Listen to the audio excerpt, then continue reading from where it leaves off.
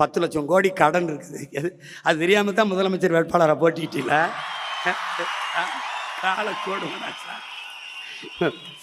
நல்ல வேலை என்னைய தோக்கடிச்சு உள்ள வரவிடாம விட்டான். நான் உள்ள போய் இருந்தேன், நல்வாய்ப்பா தப்பிச்சு போயிட்டு எல்லாரும். ஒரு 5-6 பேரோட உள்ள வந்திருந்தேன், மொத்த பேரும் வெளியில தான் இருக்கணும். ஏதோ என் மக்கள் என் மேலே பாம்பு பார்த்து விட்டாங்களா இல்லை உங்கள் மேலே பாம்பு பார்த்து போட்டாங்களா ஒன்றும் தெரியல. ஏன்னா போயிருந்துக்கு 10 லட்சம் கோடி கடன். நான் பாட்டா பாடினேன், 10 லட்சம் கோடி கடனில் நாடு, இதில் இலவசம் வேற பெருவிக்க கேடு. தெருவா ஊர் ஊராக பேசினேன்.